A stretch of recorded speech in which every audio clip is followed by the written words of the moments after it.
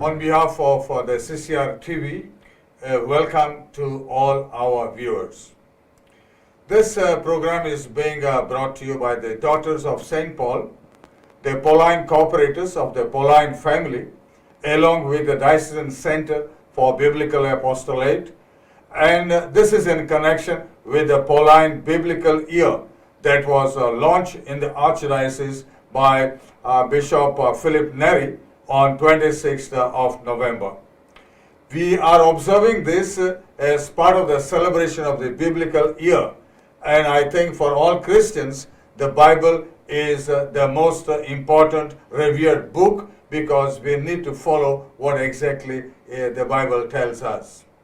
Everything is there for us, and I met a student of MBA from the Christ College in Bengaluru, and she told me I should not have pursued with my MBA the moment I read the entire Bible, and the Bible, she tells me, gives you everything what we have learned at the MBA. So you know what's the importance of the Bible for all of us. To share how the Bible has shaped their lives and is shaping their lives, we have two young personalities with us here. One is Chriselle to my left. Welcome, Chriselle, to our program. And her husband, Levin, very young. I never thought they were married for 4 years, but when I was talking to them, I was pleasantly surprised. And when I was talking with them and finding out what have been their problems, they say the problems are yet to come. That's so nice to know. But we have all our ups and downs. Struggles are part of life. And if they have given me that answer, is perhaps because they follow truly the Bible. They are with the Bible. I think they think of the Bible. They live, they eat, like we say in football. You eat, you live, you dream about it. And I think the biggest instrument that God has provided to us is the text that we find in the Bible. Levin has been with the missionaries of the Family of Christ, MFC in brief.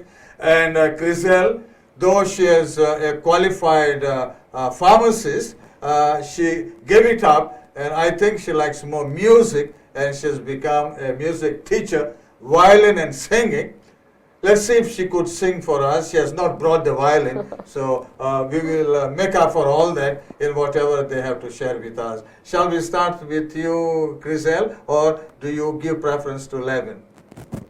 I think he can start. Okay. Well, what does the Bible says? Men and women are on equal terms, or men first and woman next? Men first. Men first. See, there you are. Application of the Bible totally. So, Levin, tell us in what way God has shaped your destiny.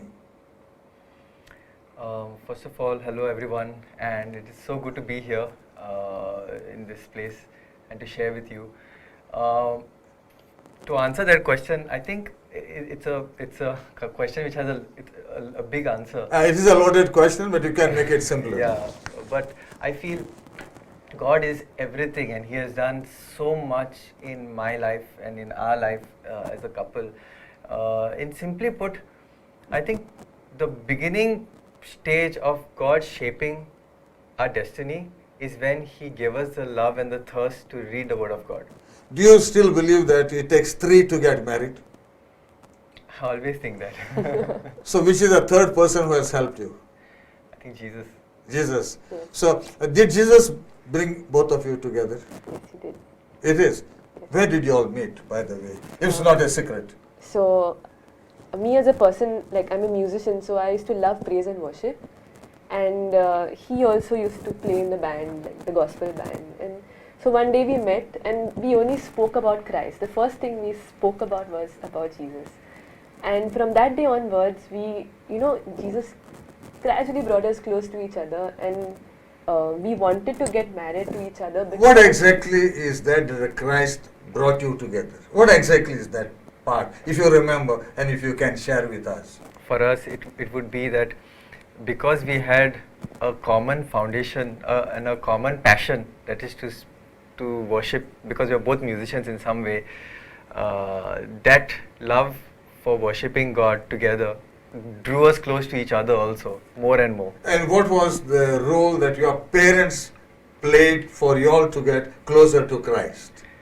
I think parents always have a strong role to play because the first seed of the gospel is given by the parents, you know. So for me, it's always been looking up to my parents for the way they used to make sure that we have a time for rosary. They still do, you know. They would still ask us what time are we saying the rosary, you know, push for that to happen. Then just encouraging us to like when I wanted to serve in the community that I am a part of now, like the Missionary Families of Christ, and I wanted to make myself more and more available. I think my parents encouraged me to do it. While everybody else were pursuing their great degrees and great careers. But if I'm not mistaken, you're a psychologist. Yes. So how did that help to get closer to God? I think understanding myself, because what the end goal of psychology is to know and be aware of yourself, right? And the more I was aware of myself, it helped me understand how weak I am as a person and how much I need the grace of God to move on with my life. How did exactly God help you to gain little more of a strength and more energy to proclaim His word? Probably it could just be traced back to how I encountered Christ. You know, I mean, we know about Saul and Paul, how Saul had that great experience, right? So for me, my Saul and Paul moment was when somebody in my college shared with me the good news, proclaimed that good news with me, you know, that there is more to life than just what I am doing. And did you believe at that time when you were a student in the college? I did, because like every other student, other things are more important than God, and who wants to do all of those things, right? But I think what helped me was the grace of God at that time, opening up my heart and my mind to see what God has for me and what the purpose of life actually is, you know. So that's where the journey started for me to start on this journey. So from there on, being in the youth group of the Missionary Families of Christ, that time, at that moment it was Couples for Christ, and then moving on to the young adults, and then just staying on that journey on a long haul, I think God worked a lot in my life to be able to bring me to this place. And after you married, did it help you to strengthen your bonds of love? I think marriage is supposed to bring us close to God. And in our case, it did. And it's not like we don't struggle. Honestly, even though we are here and you're interviewing us, we are not a perfect couple. But one thing we have clear in our heart is that no matter what, we will serve the Lord. What Joshua says in the book, right? In the book of Joshua. 4 years now, almost 4 years. In February, it will be 4 years. But the more we are together, the more we realize how much we need God, and the more we realize how much what the responsibility we have to make each other holy as we go on this journey. Very often people say we pray, and we don't receive any blessings from God, and they give up. What do you say about that? I don't think the purpose of prayer is only blessings. The purpose of prayer is so much more than that. Prayer is relationship. Yes. Prayer is, you will only want to build a relationship if you love someone. I love my wife very dearly, and I know that she loves me too. And because we love each other, we make it a point to spend a time with each other. And I think that is what real prayer is. So, I think in the present mode that we are, there's less time today that husband and wife have together. But I'm really admiring you that you make time and both of you have a good relationship. Your communication skills are very important. And do you have children? Yes, we have one son. One son. How old? He's a year and 3 months. So 15 months. Okay. And how have you been able to cope up with all that? Yeah, so for us, like new parents, it's been a huge struggle because when our son was born, he had this little condition called tracheomalacia. Okay. And he couldn't breathe properly, and we were really like afraid. We were really scared, but we did not lose hope, because in the Bible it says, "Trust in the Lord with all your heart and lean not on your own And you understanding." did that. You And did we that. did that, and we took him to many doctors. The doctors, the pediatricians, they said it will get better when he's a year old. It will take some time, so don't worry.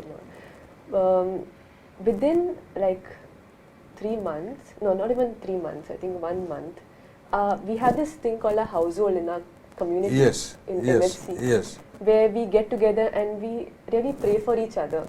So we started this chain fast for our son, and within a month, the Jesus healed him, and like we were so amazed by it, because the Do you power of think? Do you prayer, think the power of a God- miracle did happen at that time? Yes, it did.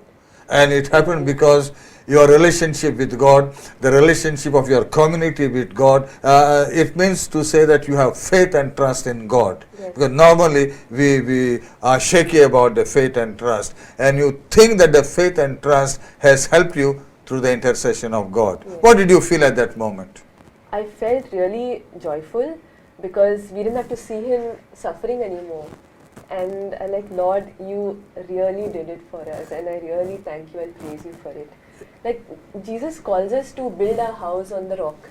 And when we say the rock, it is the Word of God. No? Like, the Word of God helps us really understand the mind of God, helps us communicate with God. And it really brings us closer to God and to each other also. Because as a family, we read the Word of God, we break the Word of God, we understand what God is actually speaking to us through the Word of God. Like for me, before I really read the Bible, I would just think parables were stories, and they're just like normal stories. But when I prayed and I read the Word of God, like Jesus really revealed to me so many mysteries that were hidden inside the parables. Like, for example, the parable of the sower, where he talks about the seed, and he talks about the farmer and the sower, and the seed falls on rocky soil and good soil. That the rocky soil and good soil is actually the disposition of our heart, and how ready we are to accept the Word of God and really live it out. So, in other words, you understand what it is written, and you know the perfect interpretation of what is written. Because most of us, when we read these parables and all that, we understand almost nothing. So, what actually inspired you to get all this knowledge? Like when I first started reading the Bible, I fell in love with Jesus even more, like than what I used to do as a child or even in catechism. Like I really started spending time with the Bible. Like I could sit for an hour with the Bible. Is it? Yes. So I would just, and my mom would be like, "Why you're so long with the Bible?" But I really Do you still loved- do that, or has he stopped No. you? No, we still do that. That's great. That's Yeah. great if you do that. Yes. Yeah, and we also are teaching our son to do that. Oh my God. So- Does he understand at this age? He like nobody taught him, but he automatically goes and he kisses a crucifix. Is it? Or he like just opens the Bible and gives it a kiss. So he knows that it's something really special. Okay, okay. So- So you're laying a very strong foundation for him. Yes, we want to, yes. Yeah, Because that's the most important thing we have to do, right, with our children. yeah. Not giving them all the education, but giving them Jesus. That is the most important thing we have to do. But do you see some radical transformation in the present youth? And do you think your son will follow this modern youth once he's in the college and all that, or he'll be guided by what your teachings are there on? So I feel that as parents, Difficult question. No. There's nothing difficult. If you ask God for himself, there's nothing difficult. I feel as parents we have to role model the right way to them, and like our son, automatically looking at our behavior, he will follow the Word of God, and he will also lead other youth to Christ. I believe that. You strongly believe Yes, that? I believe. That's very nice. And do you read the Bible often? Yes, I do. Do both of you read it together? Sometimes, Sometimes we're together, we do it we are on sometimes our own. on our own. What do you think? It's nice to read together, or sometimes at least? We read it to our son actually. The reason Is why it- we read is it it? together is so that he can That's see that we are great. reading the Bible. I admire that part of yours. Yeah, so before he sleeps, I think we try to find some time that we can read the Bible more often than otherwise we fail because it's always on a rush. But we try to read it. When we read it together, he's around us so that he is also he Yeah. can also see what's So happening. you make special time for that. Yeah. Yes. Because normally people say we have what, no time. I don't really agree people don't have time, because it's only about priorities. Because there are a whole lot of things that we do in our lives that have time. Like nobody says I didn't have time, so I didn't brush my teeth. Yeah, it's a priority to you, so you Yes, do it. yes. So if it's something that, like I said, everything comes back to our relationship. If we love something, we will do it no matter what, and so we will always find time to those things that are important to us. I am sure in these 4 years, it must have not been very, very smooth always. Maybe you had friction here and there. How did you manage after having maybe niggling problems, but problems are there? Yeah, so every marriage is not perfect, as we say. Yes. We have our struggles, we go through a lot of arguments, but we see that before we sleep, we come together and we really talk it out and sort it out and then go to sleep. Also, our community tells us to have a one-to-one, like a couple having a one-to-one. So we have this on a particular day. We fixed it for the week, like every week we have a one-to-one. Where we really share, where we really appreciate each other, we really share with each other struggles or what we didn't like about what happened during the week. So we see that we like sort it out. We don't keep it piled up. And do you pray during this Yes. moment? So- And how do you pray, if I don't mind asking the details? Because maybe all of us need to know also how to pray. Sometimes we do not know and we learn from one another. So suppose Chriselle says, I didn't like this one particular thing that happened. Rather, suppose she brings out a particular failing from my side, okay, and suppose I do the same for her. I say that, Chriselle, maybe we need to work on this aspect. So when we come to the end of our one-on-one time, we pray for those failings. We say, God, give us the grace, give me the grace to do this right. Chriselle says, Lord, give me the grace to do this particular thing right. So more or less that's the way we. But you always seek God's help. Yes. Always, yeah. Always. Yeah. Is it important, really, do you think so? The air might be less important to breathe. Okay. I think it's absolutely important, because I want to acknowledge that without God, we are nothing. Absolutely nothing. Even though everybody may say, wow, what great talents you have, and you all are so A, B, C, D, blah, blah, blah. But the truth of the matter is, without the intervention of God in our lives, and without what God has really done for us, we are absolutely nothing. And so, not just out of gratitude, we want to live for God, but because we love Him, we want to make every day a choice to live for Him. And therefore, he's definitely important. And do you feel at any time that this part of the Bible and through the Bible is a difficult journey? Absolutely difficult, and that's why I think Jesus said, "Very Walk few come to through the the narrow narrow gate." Okay, Many okay. That's prefer nice. That's a nice one. Many prefer the easy way. Very few would prefer this way. It is difficult because loving your neighbor not easy, because It's easy to say that rather than. yeah, very easy to say it. It's difficult to. It's not easy to show the other cheek. It is not Yes. easy to give up everything and be committed to Christ. Yeah. So, but again, it is not difficult also, because it is not difficult. God says that you can do it by my grace, and so I think that is what we just bank on grace. That's Without nice, grace, that's we are nice. not able to do anything. And I'm sure we all have problems, and you also must have had come across a lot of problems. Did any time, whenever you had a problem, you say, why God has given me now this problem? And what would you do or what you have done? I have to confess, we did say a couple of times, why are we going through this? Yes. Right? I think, Yeah. yeah. It happens It to all of us. happens. It happens. Why It's now? natural. Why now?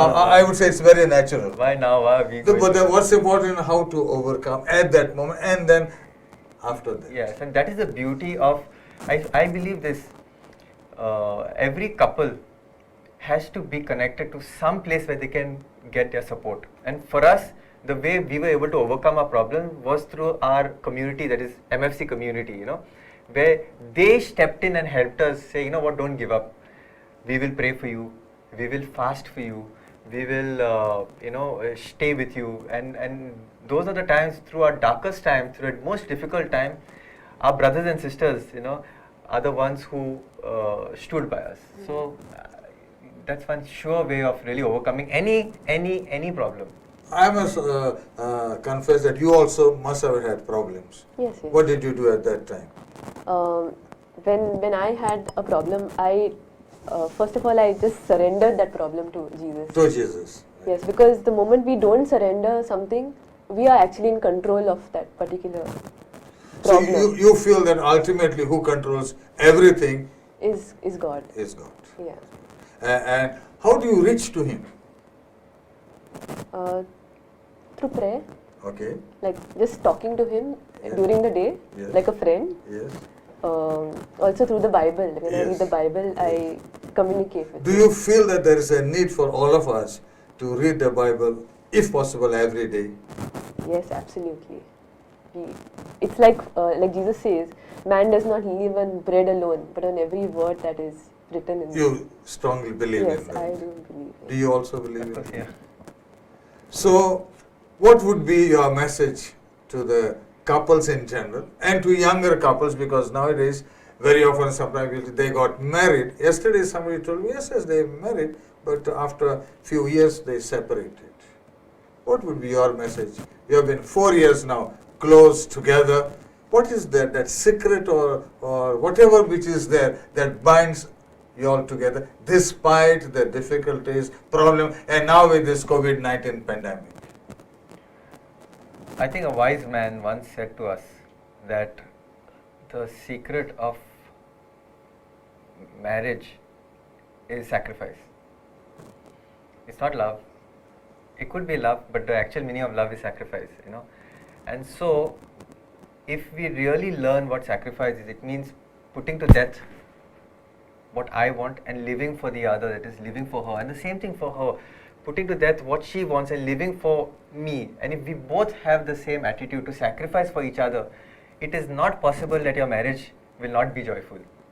I can guarantee you, that a marriage that is built on sacrifice and built on God Himself is a marriage that will always be joyful, because He gives us the joy to continue on. He gives us the grace to be patient. He gives us the grace to love each other no matter what.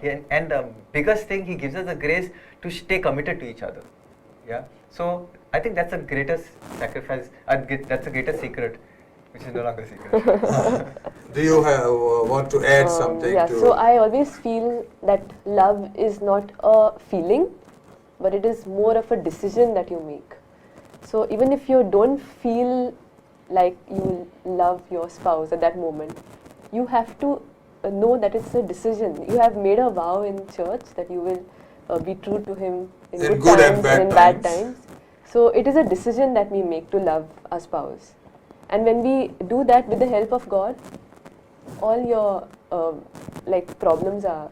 In other words, you surrender to God. Yes. And also that's what is more important. Yeah, and also I truly believe that we need to live out the theme of our wedding.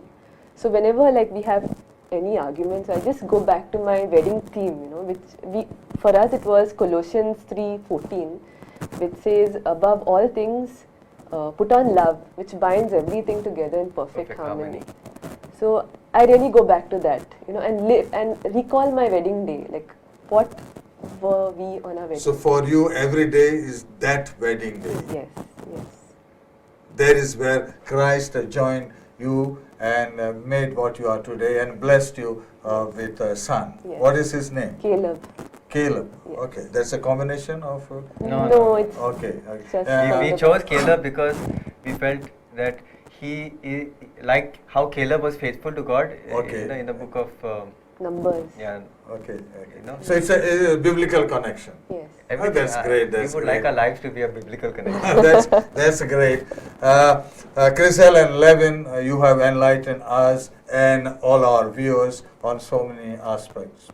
We are grateful for you for being with us, and we are grateful to the Daughters of St. Paul for bringing this aspect for the CCR TV, and we wish that the future holds good for all of us with the help of God. He knows what is there for us all tomorrow. Wish you the best of health, because that's the most important thing as of now. And I'm sure God will bless all of us. Thank you for being with CCR TV.